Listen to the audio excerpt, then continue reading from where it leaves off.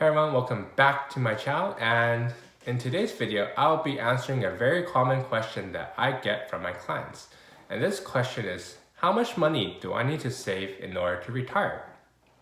This is a very common question that I get, and I believe it is very beneficial for everyone to know. So without further ado, let's begin. And let me first clarify for you that this video was originally going to be live streamed. However, I figured out that when I was about to start, I needed 100 subscribers, which I don't have. So if you haven't subscribed, please subscribe in order to help me get to 100, okay? So if I were to ask you right now, today, how much money to the exact dollar would you need in order to retire at the age of 40, 50, or 60? I'm pretty confident that most of you guys, or all of you guys, don't know the answer to this. Well, this of course includes myself. I personally don't know how much I need in order to retire at the age of 40, 50, or 60. However, why is this so? This is because most of us aren't used to dealing with very, very large numbers. For example, most people can't tell the difference between $1 million versus $1,100,252.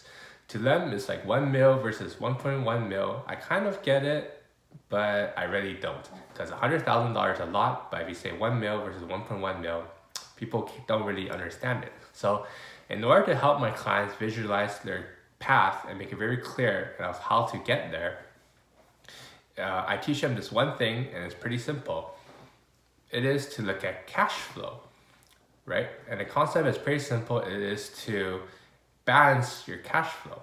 So let's say you have an expense of $5,000 a month, and you just need an income from an asset that generates you money of, let's say, $5,000, right? So if you're able to balance the two, then effectively you're able to retire, right? So let's say you invest $1,000 every single month into, let's say, a stock, mutual fund, whatever, and let's say it generates you 5% return.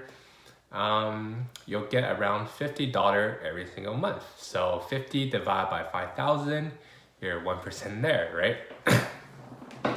And yeah, so if you continue to do that, eventually you'll reach your goal, right? It balances out and you're able to retire.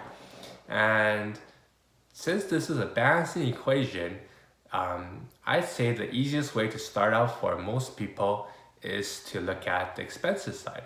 And basically what you need to do is just list out every single one of your monthly expenses, go through all your bills, credit card, etc., list them all out and figure out what you don't need.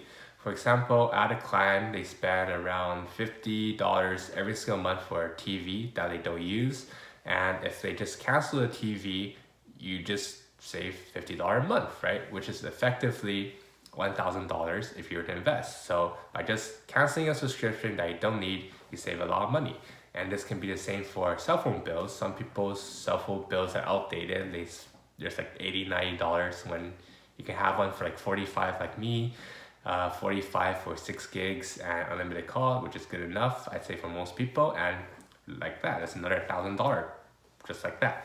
So the quickest way is to just decrease expenses. However, is that you can only decrease so much. So most people, it's better to focus on investing for long term, because decreasing is like immediate return, and then you can only go so much, right?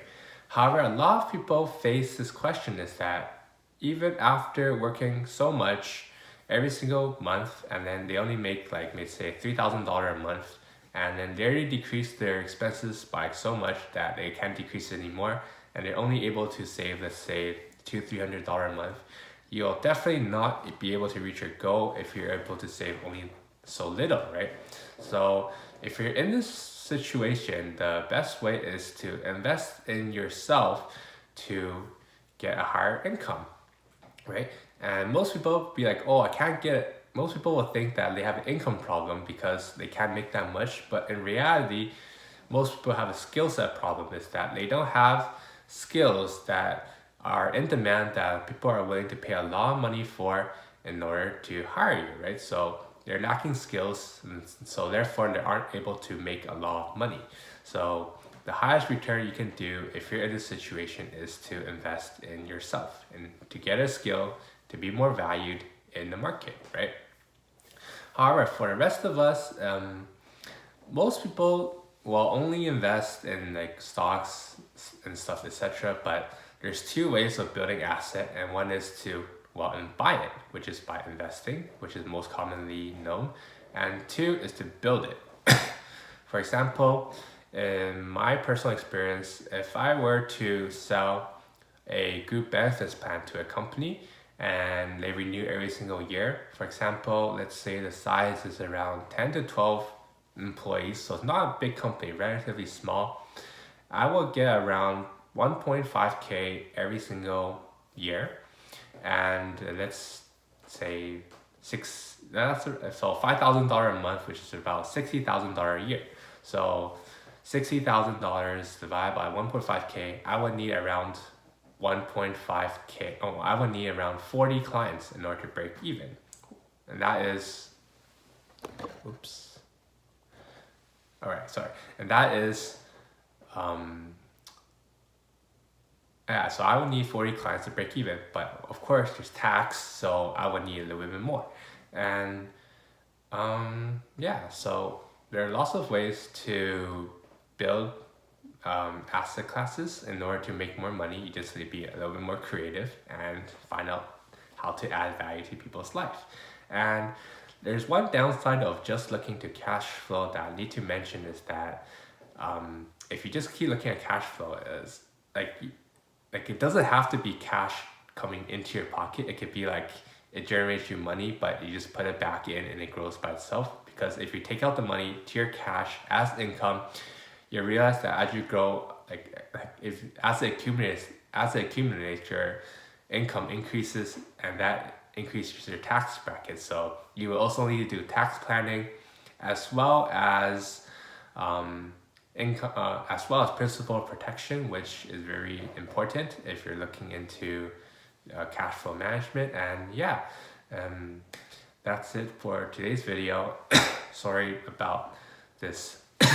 Sorry about this format, because I'm still sick and I am not in Vancouver, so I can only record like this. And if you like this video, I will go more in depth once I get back to Vancouver and make a better version of this video. So yeah, thank you for watching, and I'll see you next time.